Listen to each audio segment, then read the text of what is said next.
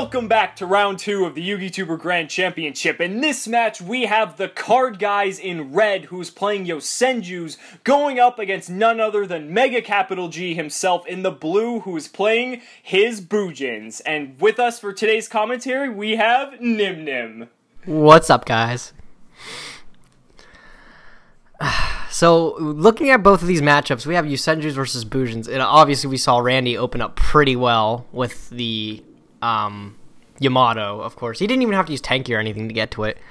But how do you feel the matchups are going to go with this? Well, I feel like we're going to see the Book of Moon on the Yamato, which is pretty good since he didn't dump Turtle. But I feel like this matchup is going to be extremely turn-based since both of these decks... Oh, we see a Book of Moon on the Sujik. That's funny. Both of these decks really... They build up a lot of momentum as each turn passes. You know, Yamato's going to keep dumping resources into the graveyard. Yosenju's are going to keep adding advantage through comma 3. So it's just going to be really interesting to see who can really build the better board as each turn progresses. So they're just going to want to see if they can outdo each other in terms of that. Now, would you think in this particular matchup going first or second would benefit you more? Well, it depends, because if... MegaCapitalG, if he is playing Kaiser Coliseum, which I'm not sure if he is or not, if he is playing it, though, I would want to go first, because then you can basically, if you open the Kaiser, you're going to completely shut down the Yosenju player. But, otherwise, I don't know. It's a tough call. But, like, do you think the extra card, getting that extra card is enough? Like, is enough to justify going second? As a Boojin player, I think it is, because, I mean, unless the Yosenju player opens complete nuts with floodgates, I really don't think it's going to matter, because, I mean, he's not going to have any board to establish. He won't be able to gain any advantage except off of a free Tenki, but that's it. I don't know why Randy decided to go get Crane. I don't see how Crane he thinks is going to be useful when all the Yosenju monsters, well, their main thing is they're just going to bounce back to hand. So when is he actually going to be able to use that Crane? I think he might have grabbed Crane since he had the Yamato in hand already. So, I mean, I don't know. I just think because he was going to... I would have dumped Turtle there, honestly, because you have the Crane for protection. Mm-hmm. So, and you know that comma 1 is the biggest threat against this deck because it can just bounce so easily. There comes the warning. Yeah, the warning on the comma 3. That's actually pretty big. I don't know if I would have used it. Oh, wow, Snatch Steal. Glad that thing's banned again. Now, see, that's where Turtle would have came in handy, too. Exactly, yeah. So, and now, actually, this is also where that Crane comes in. No? He's going to let it go. Interesting. Dropping the Crane on that play would have saved him, and it would have got... Well... Maybe he's holding a Space Typhoon, which I doubt it. He would have activated it already. I don't know. I don't know about that. Oh, Why it's wouldn't? It's Boojin Carnation. That's probably. That's a card. I mean, he had to be holding something to be able to do that. So, going back to that warning play, though, I think I would have saved it for the comma 1. I mean, the comma 3 is not really going to do anything unless he had a comma 2. Well, we know. TheCardGuyz. I think it's Kyle playing, or it's Alex playing today, actually. He has the Yosenju Honest guy in his hand. Oh, actually, really quick. And I think MegaCapitalG actually just did an illegal game state because you can only control one Susanoo. And he popped the Snatch Steal with the Quillen. Quillen is monsters anyways, isn't it? Or no, is it it's card. Cards? It's face-up. It's card. So, well, I think they're just going to reset it here, but it's still pretty funny nonetheless how we see an illegal game state. That doesn't happen too often. But we're going to see Soul Charge, though, so that's a pretty good card. What were you saying, though, about Sujik? That's something interesting. About, yeah, we know Alex has the Honest guy in his hand, or the one that gives him, like, 1,000 attack or something. So, I don't know exactly what I was relating that to earlier, but it was to something. You were saying about the generating the advantage with comma 3, and it's like, okay, so if he pumps up the comma 3 to run over Susanoo, MegaCapitalG has Crane, so... Yeah, I don't know. It's just, I guess he wanted to get rid of it as soon as he could. He very well could have just dumped the crane. I guess he wanted to hold the crane, maybe. Yeah. It doesn't matter because Randy's way far ahead of an advantage right now. Yeah, exactly. So. I mean, that's just my personal thing. I mean, maybe he just wanted to completely shut down any play that the card guys could have had. I mean, who knows? We see him overlaying for 3 here. Shockmaster. Amaterasu. I've never seen this thing drop because it's never really particularly been that great. Yeah, I mean, it doesn't really do a whole lot. I mean, on his opponent's turn, he'll be able to special summon a banished Bujin, but he doesn't have anything banished at the moment, so... And I mean, is it like during his turn he can add 1 from the graveyard? Yeah, it's like... Oh, wait, no, or that might be your turn. The opponent's turn might be something different. Oh, the opponent's turn is add 1 banish. Oh, it's add, okay. And on your turn, it's special summon 1 banish. Yeah, and see, there's the comma 1. I don't understand why you would summon that thing. I mean, well, maybe he doesn't have any ones that require 3, but it just didn't seem like it was going to do too much anyways, so... On the plus side, it did put all of the Bujin monsters that activate in grave back in the grave. Like, all at one time. So now he has 2 hairs and a Quillen loaded up for next turn.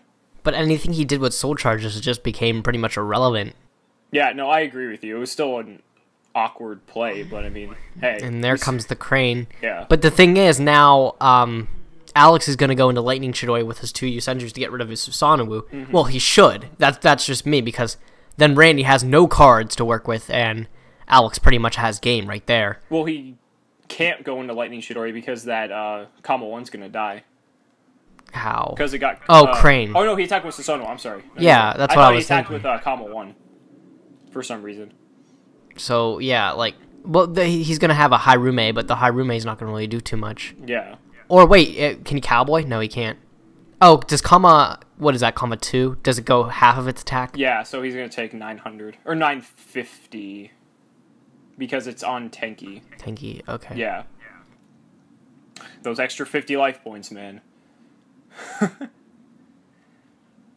Yeah, I mean, you could go Chidori. You could even... I mean, you could cast Stell here, too. It really... Well, wait, if he Chidori's, he can... Is Chidori spells and traps or Chidori's face downs or something, right? When it's summoned? It's face downs, yeah.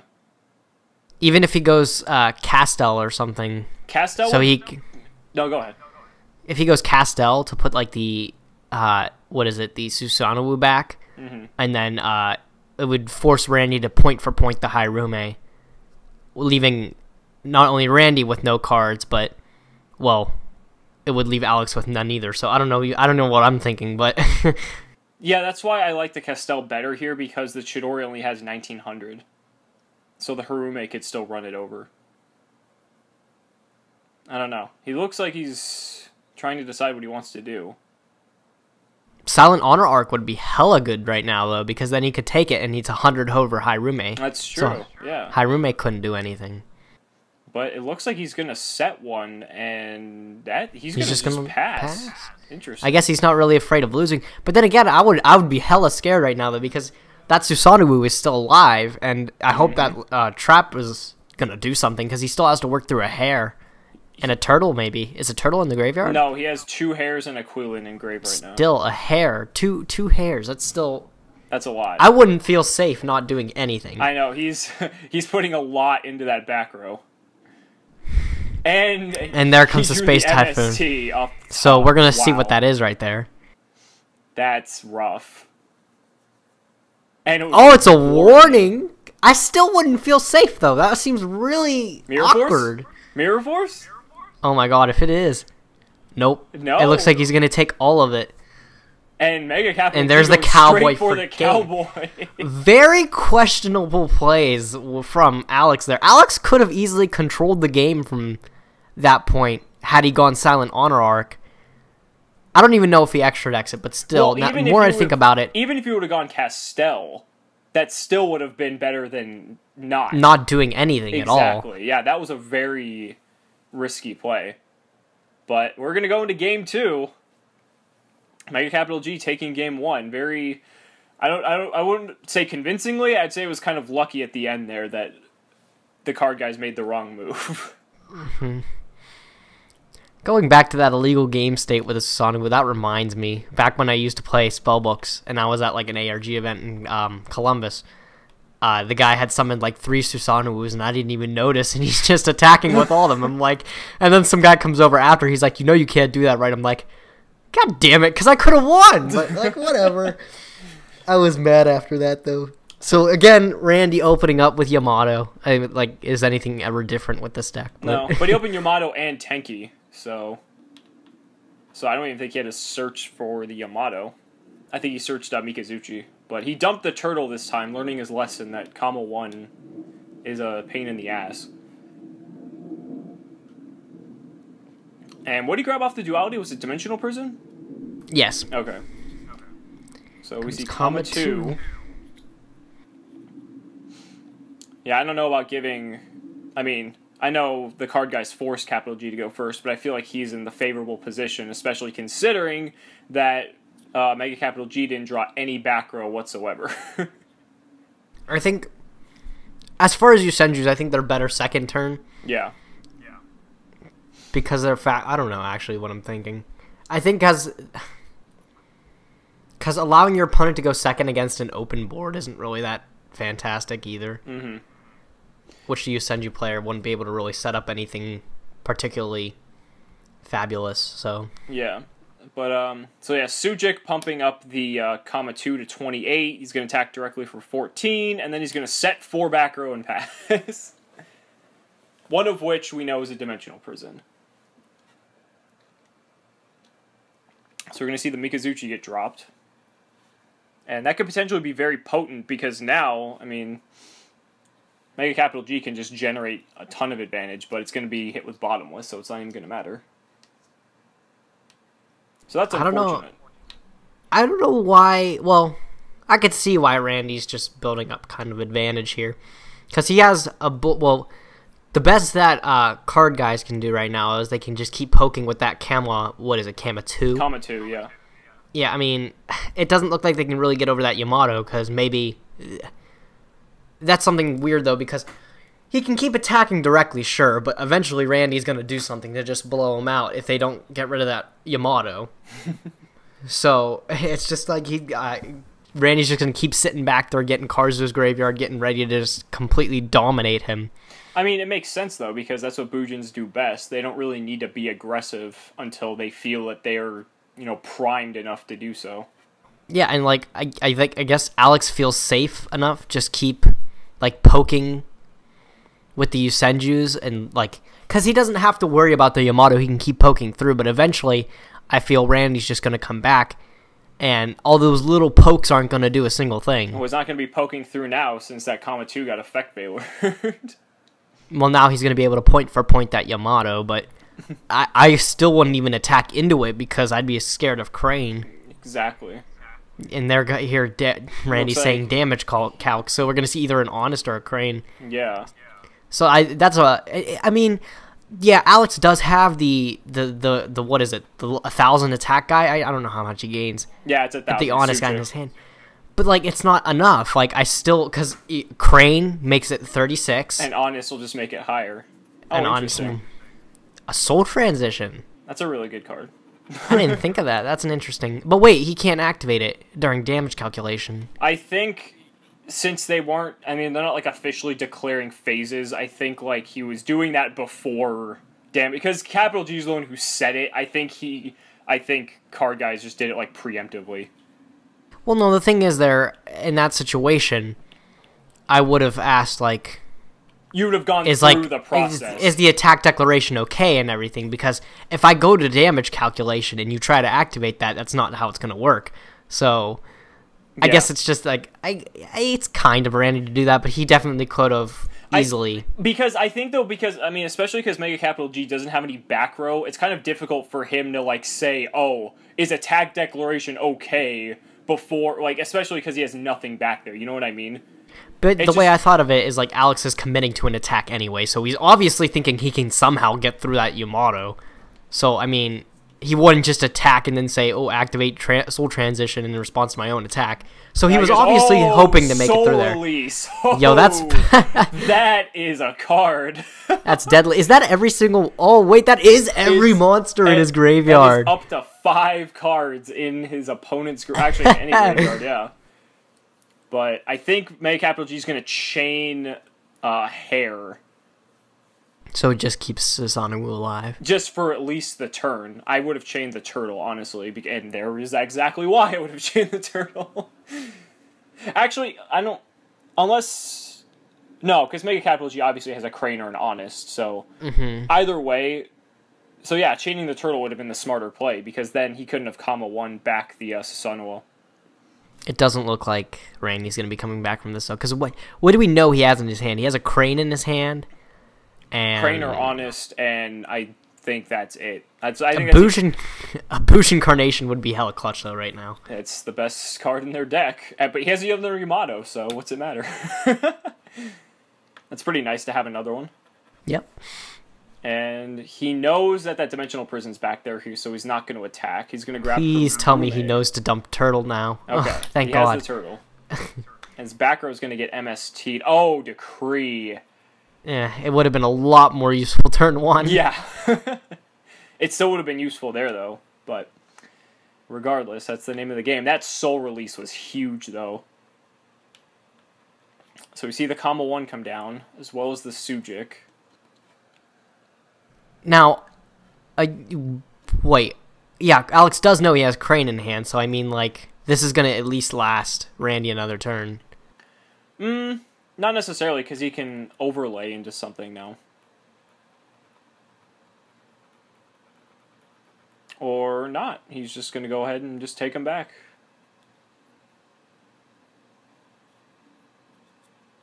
Yep. I mean, I guess there's really nothing he could have gone into that would have really done any... I mean, he could have, Oh, no, that target. If he would have castelled, or he could have removed a threat, because there's nothing in his graveyard right now. So isn't Turtle until end of turn, though? Or does it just stop one targeting? I think it just stops one targeting effect. I swear it's... I think it's the whole turn. I think Hair's once. Did Randy draw into Hairume? No, I'm pretty sure it off the Yamato. Okay, because I was going to say, I don't know what Alex's problem with exceeding is, because he hasn't done it yet, like this game. Yeah, it's kind of bizarre, actually, that he hasn't. But, I mean... Yeah, he totally had a chance to flip the game around, like, game 1. But now look at his situation now. He's taking a beating already. Turtle is only once. It's not for until the end of the turn. Yeah, I thought so. Yeah, I just checked it up. I had a spare one on my desk, so... that actually worked out. How did you manage but you're right, though. that? He could have just gone and just castelled the Yamato back. He could have, done anything that targets at that point using his extra deck. So it's kind of surprising. Maybe he knew because the Hairume would just come down anyway. I mean, I guess he's not scared of being OTK'd, which is realizable. Oh, he still had that Dimensional Prison. That's something I completely forgot about, but... Yeah, and it seems like MegaCapitalG did as well, because he's just going to scoop, and we're going to go to Game 3. Yeah, because then Randy could have, like, dumped another turtle. I don't know if he had was it his third turtle or something at that point? I think that would have been his third, so... and most Bujin decks only run 2. So yeah, so... I doubt he ran a third. Now, I'm curious to know... I wonder what else MegaCapitalG has cited for this matchup. I wonder if he cited in that decree, or if he just plays it normally.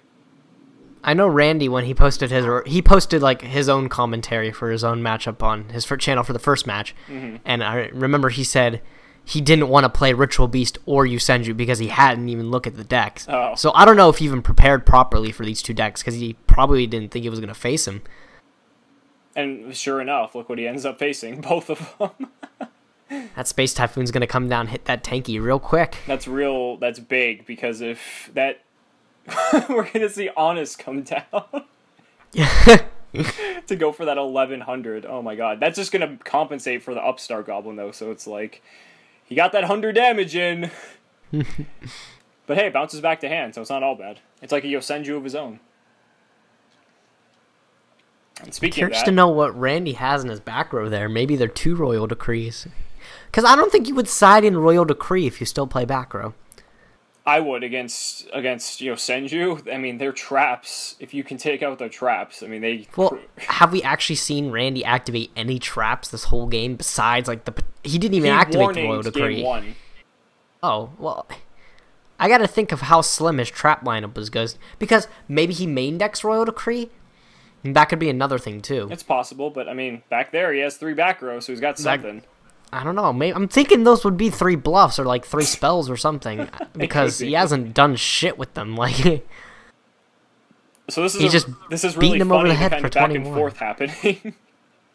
like I'm thinking Randy's like trying to scare him off, but he's just taking this like 21 to the face over and over again, and there's like a space typhoon. So that was a space. That's gonna hit a book on the book. That's actually pretty good, because then the Suja could have ran over the Honest.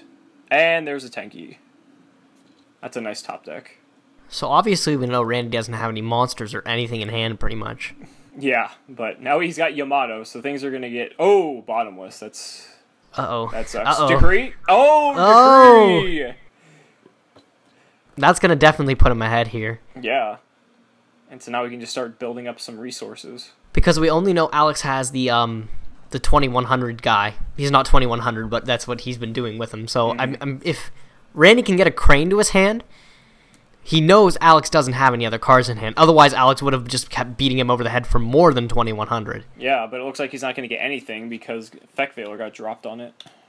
Oh, and Effect Veiler's errata is now end of turn. I remember when it used to be able to activate. Yep, that was the most broken thing ever. Oh, yeah, Effect Veiler Yamato. Okay, Yamato effect. I don't care.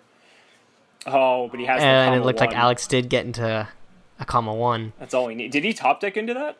I don't know. It looks like that's going to seal out. That's not going to seal out the game, though, right? It's going to have like an extra 100 life points, but that's going to get that's 28, Cowboy. 100. No, that's going to be it, because that's going to be 26, 36, and then Cowboy. And Cowboy. Extra. Actually, no, even without Cowboy. I think that's perfect 38. Uh-oh. It looks like it's over. Yep, yeah, there it is. That's going to be it. MegaCapitalG conceding, and the card guys with Yosenju is going to move on to the top 8. Thank you all so much for watching the video, and we'll see you in the next match.